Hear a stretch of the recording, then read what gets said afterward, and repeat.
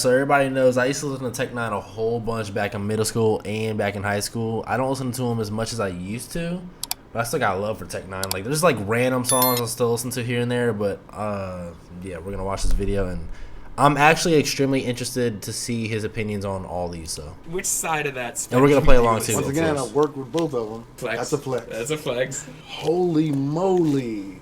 It would have to be. There's gonna be like a lot of lyricists in this one, I'm sure. My name is Jeremy Hecht here with Uprocks, and today we are joined by a very special guest in the building. One of the dopest live performers ever. One of the most longevity but quality career. What's crazy is like I've never been to a concert, and I've always wanted to go to a Tech Nine concert because I've always heard about how like live they are, like how like wild they can get and like the energy. I mean, he's still rapping. Maybe I can go at some point, you know, if anybody wants to take me or something. I've ever seen. He's rapped with absolutely everyone, and not only rapped next to them, barred them up, okay? But also, he's the most diverse guest we've had in terms of music taste, and I will say, it was very difficult doing this research. It was very fun, but like I was literally stressing up until you walked in here trying to put these matchups together. Like if you aren't a fan of Tech Nine and like actually know the lore and the backstories and all these things, there's so much information. There's so much about him and his like backstory as an artist and his life in general. He does need to take that Chiefs shit off because I'm a Ravens fan. I just don't fuck with the Chiefs. I know he does. We're gonna get to understand your music taste. I'm Tech Nine. It's a pass. You've been paying attention long enough. It's a pass, Tech.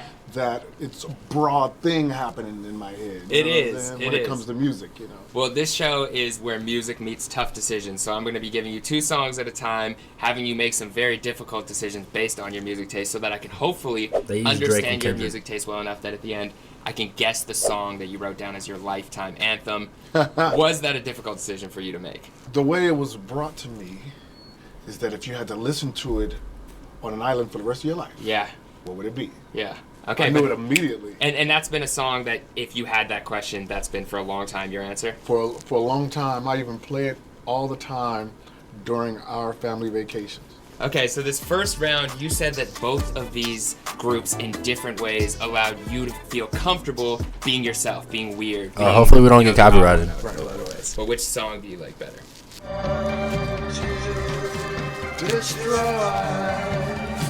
Elevators? Yeah. I mean, between those two, I'd pick Elevators. I think I've heard Strange Days at some point in my life, but like not listened to it enough to really have like a history with it by any means. I mean, but I think I'd pick Elevators just because it sounds cooler or whatever. I don't have too much recollection of either of these two songs.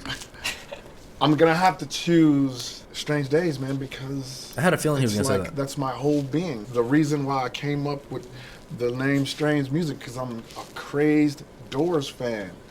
John Densmore, Robbie Krieger, Ray Manzarek, Jim Morrison, their fusion of sounds, carnival-like at sometimes, just really dope, dark, light, everything, man. What do the Doors mean to you musically, just in terms of their influence? I know Jim Morrison and all that. On you as a person and you feeling comfortable to be yourself musically. I always loved the rebel in Jim Morrison. I remember back in the day when I was doing drugs, you know, so I've been clean from drugs since 2007. I saw some of my fans saying, we're going to lose them just like Jim, you know what I'm saying? And I'm like, whoa, wow. You know what I'm saying? I gotta back up, you know what I mean? But it was like, not just that, man, just like I said, their fusion of sounds and everything, and the rebel of Jim, No Fear. I have albums called Interfere, More Fear Than Fear Exodus, you know what I mean? It's just no fear at all, and that's what I adored about Jim, and I applied it to me, you know? Okay, round 2, speaking of legends, these are 2 rappers, 2 of your top 3 favorite rappers of all time. Very different sounds, though. Okay. So which song would you... I know what I'm picking. If you... Early Eminem. Back in elementary. They barely played it. Wow. It's a tough matchup. I wonder why they didn't play him that long. Maybe because they would get copyrighted? I thought they didn't play Eminem's song the whole rest of the way because the next thing he was about to say was crazy. If I had to pick between these 2 songs, I love them both. Role Model by Eminem is probably... I'm saying this right now while this video is being made. Arguably, and I don't even know myself, but I think Role Model is my favorite Eminem song ever made. I think. I've had that discussion with myself multiple times, but it's just so hard. If you've never heard Role Model by Eminem, go listen to it. Even if you're an Eminem hater, go listen to it. It'll make you a fan. So Many Tears by Tupac. Love the song so much. It's a vibe changer. It's just one of those songs. Role Model is like, this nigga's spitting. You know what I'm saying? But all that aside, Role Model by Eminem, that's my GOAT forever. I mean, I work with N9NE is going to pick Tupac. both of them. Yep. That's a flex. That is a very big flex. There are very few that can say they work with Evan Pop. Yeah, very I few. work with both of them. I'm still here. Look at me, man. Still. You know what I'm saying? Like, wow. That is crazy. Just do you stop and think about that All the before time. we get your answer? All the time. Because think about all the people who don't have a song with Eminem. Nah, think about the people who have a song with Eminem. There's not many. You know what I'm saying? You got to be a hard-ass rapper to fucking have a song with Marshall. You know what I'm saying? Even Tupac also, but I think you would have had a better chance getting a song with Tupac than Eminem. Maybe. I mean, that's just what I think. That's why I wrote Like I Ain't. Like I never ain't did a song with Tupac. You know, I Yeah. mentioned if I had to choose one, I would have to go no diss to the other because they're both. Yeah. You know what I'm saying? But I would have to go with Tupac. I knew the it. vibe, it feels therapeutic It does. as opposed to something super intricate that I do. When I get ready for a show, I don't listen to me or anything intricate. I need to relax my brain, so I listen to neo soul, like Floetry, or you know what I'm saying, something makes softer, sense. like yacht rock. You know what I'm saying? Like That's really interesting to know, especially for how this show goes, because I need to gauge your taste. Yeah. And so for me to think like, okay, you want to chill out. I think about it like when I'm in my off time. I don't really watch a lot of interviews and content shows because I'm over analyzing it all the time. As a lyricist, you're probably thinking the same thing. Like, oh, what did he do with that rhyme scheme? Right. You'd rather feel the music. I'd rather feel it, and you know, if I'm gonna like choose one, it has to be something that relaxes me and nothing that got me overstimulated. All right. Well, these next songs are both influences on your storytelling ability in two completely different ways. All right. Okay?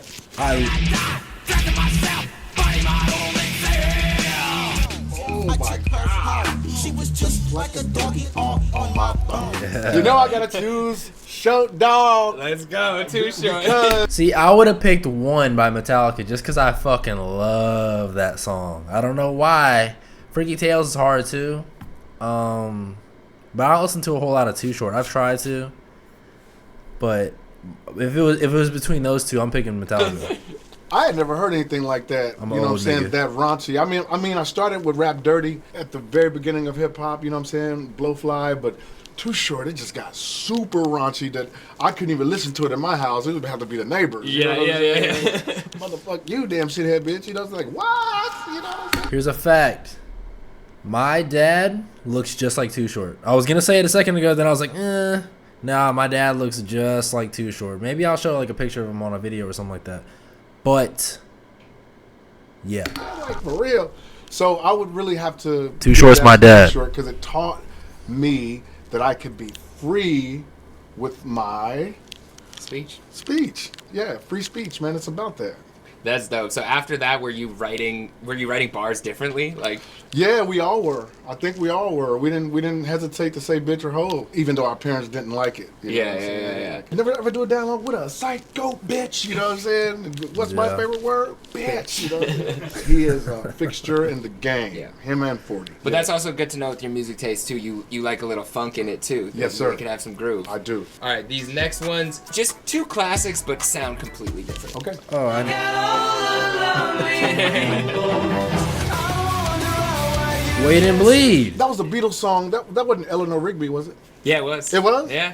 See, damn. I knew the one. Yeah. Damn. How you know about that, man? That's Did crazy. a lot of research. For Wait this. and Bleed. Slipknot. That's what I'm picking. He's gonna pick it too. Calico used to talk about it all the time, try to make something out of it. That's so crazy. I would have to choose Slipknot, you know what I'm saying, for Yeah. the win, because that first album had a variety. That album's hard. Metal, screaming, rapping, scratching, just everything Corey and just his whole group together, man, it showed us how we could mix everything and not give a damn who thought what. Yeah. No genres. Yeah. I mean, it's under the metal umbrella, but DJ Starscream is up there. See it, you know what I'm saying? You know, and Mick is shredding, you know what I'm saying? It's just everything in one, and that's what I do. You know what I'm saying? I include everything. Yeah, Tech-9 does. He also fucks with Slipknot heavy too, though. We don't care what genre it falls up under. We're gonna put it together like it's supposed to be. Togetherness, not divisiveness. You said Richie gave you the CD, the Slipknot CD. Yeah. You went home like, what was that first listen like? Well, this is our engineer at West End Studios in Kansas City, Missouri. He understood my love for music while I was working with my gang, 57th Street Road Dog Villains. I've been a maggot since '99. That's when I got that CD, man. Wow. Yeah. Okay, so you're okay though with the turn up and the hardcore in different scenarios. Maybe not before you perform, but you do love that. Exactly. Okay, so this is interesting. Both of these you said are inspiring for the way that they portrayed emotion within the context of their sound. Okay. So. You wanted to. Everybody should put a little makeup. You wanted to. If you want to relieve. I'm picking fucking System of a Down. Well, I don't think you trust in my. Come on, bro. Which side of that spectrum do you listen to? Once again, I've worked with both of them. Flex. That's a flex. That's crazy to say. Holy moly. He's worked with somebody who would have to be. He's picking Boyz II Men, right? Yeah, it gotta be Chop Suey, man. He picked Chop Suey! I've never heard the cadence in rock and roll. You know? Now you hear I like love System of a Down. Primus, you hear it in the beat. My name is Mud. My name is Mud. You hear the kind of, but Surge, he does it verbally. Wake up. It's kind of like how you rap, like of course, the chopper style over the beat. Of course. It's like syncopated. It's everything. Yeah. You know what I mean? That was the first time I really heard that in metal. I loved it so much that later on I had to manifest that we worked together and we did a video straight out the gate. Straight out the gate. Oh my goodness, it's big. I do it on every show. I cannot do a Tech-9 show without doing straight out the gate. It's dope because you could see the similarities and also the way that they're able to like pull you down for a second and calm it with some melody, let you breathe. Like I feel like you do that really well. It's a roller coaster ride. Yeah, it is. I don't think you trust in my I'm telling y'all. self-righteous suicide. Then it takes you right back. An angel deserve to die. They start going nuts out of nowhere. It's crazy. It's literally crazy. Jesus. You see why this was so difficult to put matchups together. Yes, sir. Okay, these are two legends in their own right from two different generations, and you have a connection in different ways to both of them. All right, let's go. Wrote this record while 30,000 feet in the air. Dude, I remember Steward is complimenting me on my nappy hair. The first time I ever heard that album, I was in middle school, I think. Yeah, I was in middle school, and I was just randomly listening to like a whole bunch of Schoolboy Q and Kendrick Lamar, just randomly, just trying to find like albums because I used to go through like artists and like listen to their whole shit, and then just like come up with a conclusion if I just fucked with them or not. And I remember listening to this whole album, and I didn't love it, but like there were songs like Rigor Mortis and all that. Like, hey man, he could spit then, he could spit now. Yeah, I'd pick that. I would have to choose Funky Enough, man. I would too. He's one of the ones that made me want to rap. Yeah. Because I remember that song so vividly. I think it's in San Andreas, like Grand Theft Auto San Andreas, and I think that's why I heard it so much. But I remember when I would hear it, I'm like, oh, this is hard, like so fucking hard. Cube was first, and DLC is right there with him. You know what I'm saying? It's like when I heard Ice Cube and the power in his voice. When I heard DLC, the power and his skill. Ice Cube had skill as well. Don't sleep. But DLC coming from Dallas, man, with all the kind of flows, with the reggae toasting and everything, man, blended in with it, it made me want to write rhymes, man. He's one of the guys that inspired me, and I got to tell him that I was just gonna at ask. my show, And I showed him It's Alive, and I'm like, 1, and then comes the 2 to the 3 and 4. 2000 Take a Nina is hardcore with a K. You know what I'm saying? It's like I'm really getting to show DLC. He's like, wow, man. You know how he talk. Yeah. Wow, man. I didn't know. I'm like, bruh, thank you. That's dope. We got our last round here. Tech9 fucking loves the Chiefs, don't he? Songs. And you had mentioned, some of these, but 2 hugely influential groups, people to you. The motherfucking world is a ghetto, full of magazines, full clips, and heavy metal when the smoke settles. Cube picking is hello. like the reason that I do this. Yeah. You know what I mean? So I'd have to choose Cube, you know what I'm saying? No matter how much I love rock and metal, you know what I mean? I would choose Cube because he can get into that pocket as well. You know what I'm saying?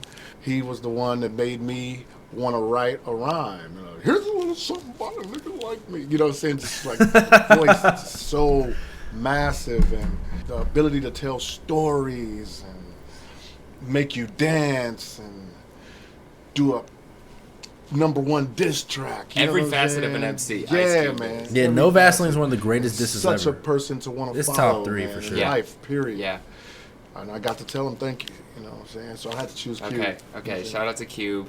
I feel like I know your music taste a little better. I feel like a better direction now because you talked about, wanting to stay calm before the shows, and you get in your smooth, like, groovy bag sometimes, but you still come back and center yourself. But you're still willing to, turn up and. So we'll see.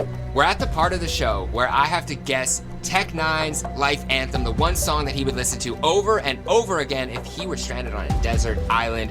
I was handed 2 songs at the beginning of the show. One was chosen by him, the other was chosen by production, but they're both written in his handwriting, and now based on his music taste throughout the show, I have to guess which one was really his. I have lost a couple of these, just so you know. Okay. But I'm on a streak, so I'm trying to come back here. All right. I mean, it's kind of like giving it away because I'm a rapper, you know.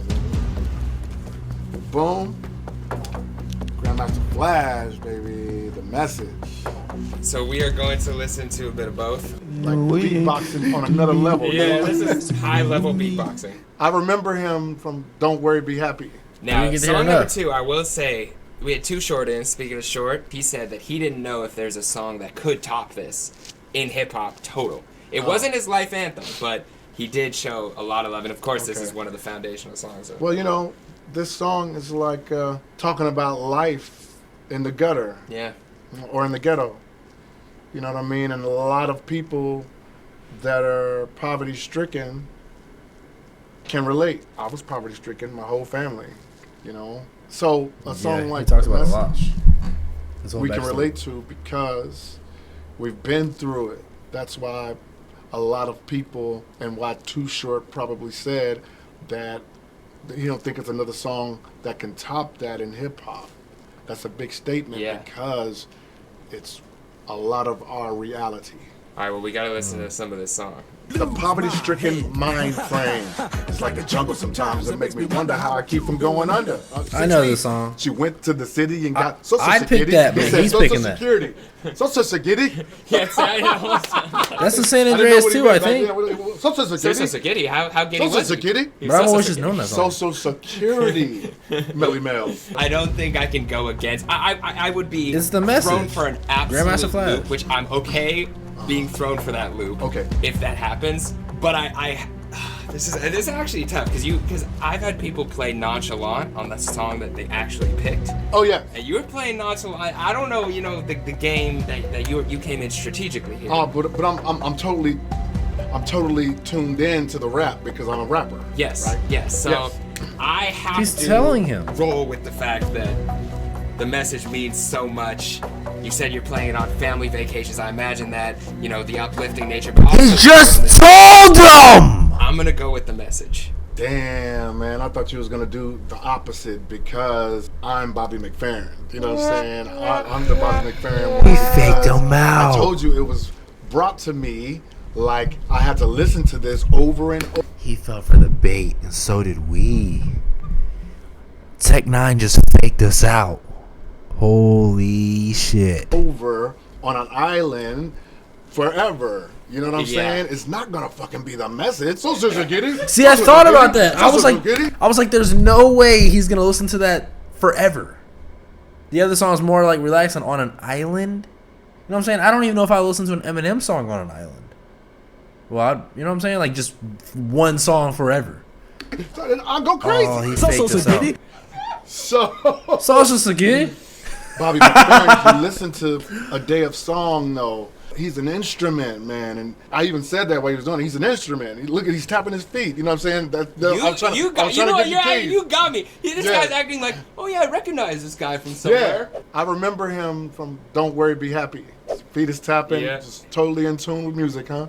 Oh yeah, he's oh, that's pretty cool. I'm like, Don't Worry, Be Happy. Oh no, faked this out. That shit. But A Day of Song, so man, changes like a roller coaster ride, man. It's so soothing. I would play that over and over on my island because it changes. It's 7 minutes long. All the twists and turns that it does, man. It has call and response with the crowd. It has everything, man. You know what I'm saying? When you get some time and you're just driving somewhere and you're in traffic or something, just throw on and go to YouTube and go to the Day of Song and see what I'm talking about, man. It's so good, man, that I always wanted to work with him, and I just got to find the right thing, you know what I'm saying? Yeah. Because he's an instrument. It'd be fire to see you doing like a lot, like that, like a stadium show live, just you two, and he's making the beat the whole time, and you're rapping over top. That's what I'm talking about. That's crazy. I'm thinking beyond, you know what I'm saying? It's like I just want to create stuff that lasts forever, and that's why we're still here. Strange Music, 25 years strong, going into 26 years.